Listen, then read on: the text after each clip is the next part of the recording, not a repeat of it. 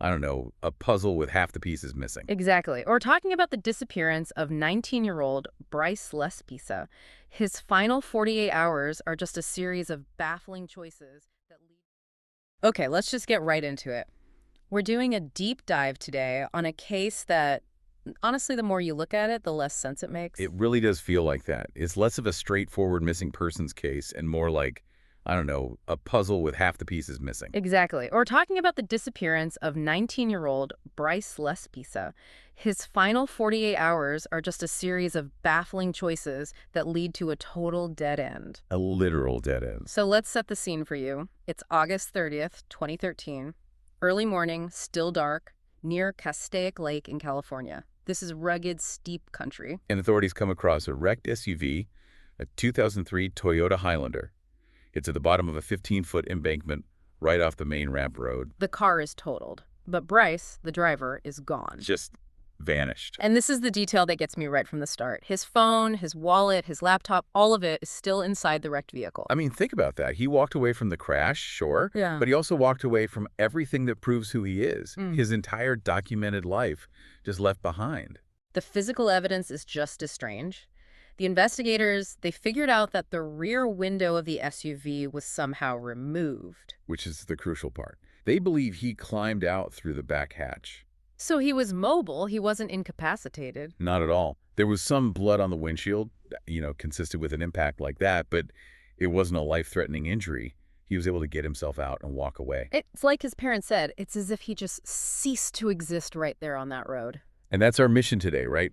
We're not just looking at the crash. We're trying to piece together the 2 days before it happened, to get inside the head of this young man and try to understand what was going on. What could possibly lead him to that point? Exactly. So let's talk about Bryce himself. By all accounts, he was a great kid, only child, charming, really artistic. He was at Sierra College studying graphic and industrial design. And he'd had a really successful freshman year. Seemed like he was excited to go back for his sophomore year. On the surface, everything looked fine. Until it wasn't.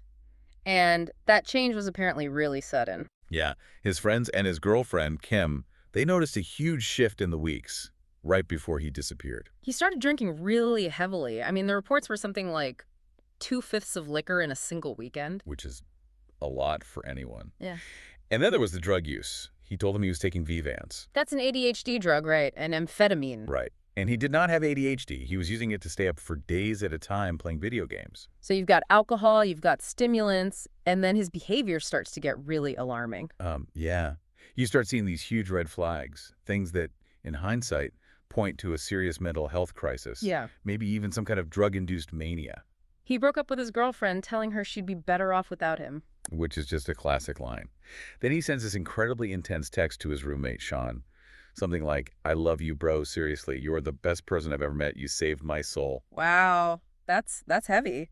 And on top of that, he starts giving his stuff away. And not just any stuff. Important stuff. His Xbox and a pair of diamond earrings his mom had given him. Wait, hold on. Giving away possessions like that, that's a known indicator for something bigger, isn't it? It's a massive red flag.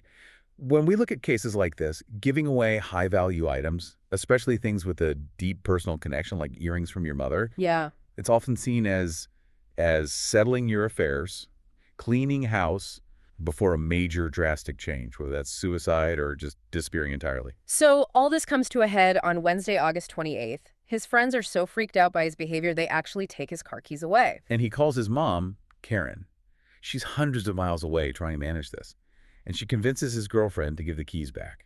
He tells his mom he's driving home to see them. He says, I have a lot to talk to you about. But he also tells her not to fly up to see him, which is another strange little detail. So at 11:30 that night, he gets in his car and starts the drive south from Chico. And this is where the timeline just completely unravels. Yeah. It's a 500-mile drive. It should take, 6, maybe 7 hours on the I-5. At most, Bryce's trip turned into a 27-hour ordeal. 27 hours? The first major breakdown happens in a town called Buttonwillow.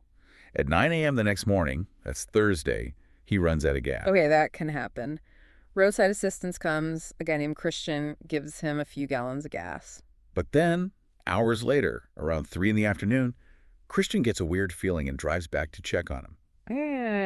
Bryce is still there, parked in the exact same spot. For 6 hours? What was he doing? No idea. Christian said his eyes looked a little red, but Bryce just said he was fine. This is so It strange. gets stranger. By 9 p.m. that night, his parents are frantic. They report him missing.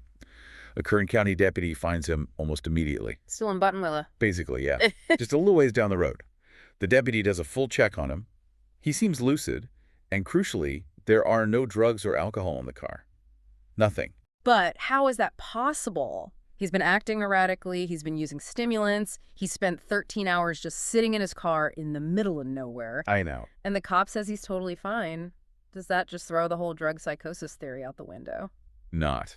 Hmm. Not necessarily. It's a huge contradiction, though.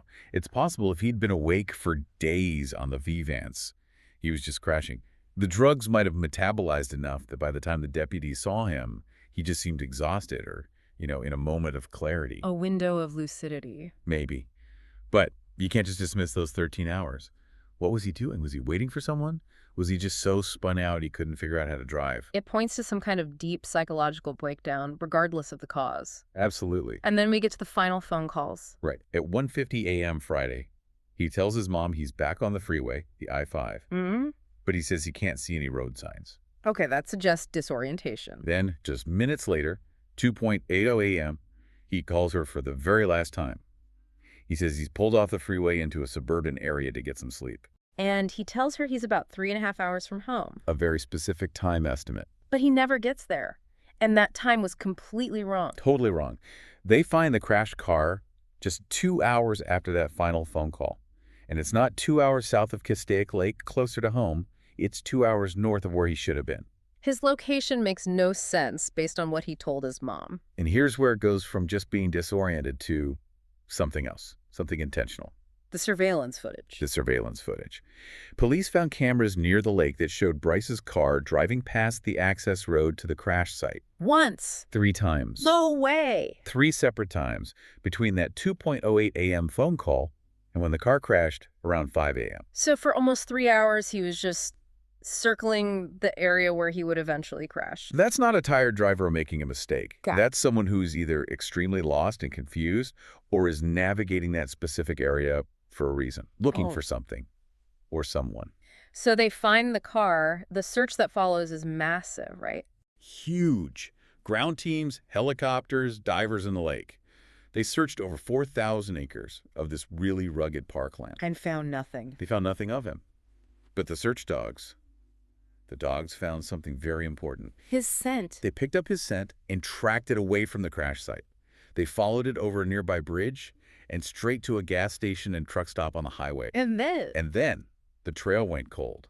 It just stopped. at a truck stop. A place literally designed for people to come and go anonymously. The implication is she got a ride. He met someone. He didn't just wander into the wilderness to die. That's what the evidence strongly suggests. He was alive, he was functioning, and he left the area with someone else. And that rumor about a body being found nearby was confirmed to be unrelated, right? Correct. A completely separate, tragic homicide case. No connection to Bryce at all. So we're left with these completely contradictory clues. The behavior beforehand screams suicide or crisis. But the 27-hour drive and the circling suggests psychosis or a Okay. plan. And leaving all his stuff behind but walking to a truck stop, that feels like a deliberate escape. Exactly. When we try to profile this, you're really looking at 2, maybe 3 main theories. Okay, let's break them down. Theory A would be the darkest one, suicide or a fatal accident. Right. All this stuff before the drive, the goodbyes, giving things away, that all points to a deep crisis. Maybe the crash was an attempt, and when it failed, he wandered off and drowned in the lake or died of exposure in the canyons. And the fact that the accelerator was apparently pushed down supports the idea that the crash wasn't just an accident. It does, Yeah. but it just doesn't fit with the scent trail going to the truck stop. Which leads to theory B, he did it on purpose, a voluntary disappearance. A runaway. The idea here is that the crash was either staged or he just took advantage of it. It was his exit ramp from his own life. And that's where the context about his parents comes in. There were whispers that he felt they were a bit controlling. Yes. And if you look at it through that lens, leaving the car, the laptop, the phone, all things they likely paid for, it becomes this huge symbolic act. He's severing the ties. And the truck stop is the key. The scent trail is the strongest piece of evidence we have that he intended to leave to go somewhere else. It really is. It points away from a tragedy in the wilderness and toward a planned departure. Those loops he was making near the crash site, was he disoriented? Or was he killing time, waiting for his ride? So after all these years, the case is just cold. It's still open, but there's nothing. Completely cold, all the sightings, the age-progressed photos, nothing has ever panned out.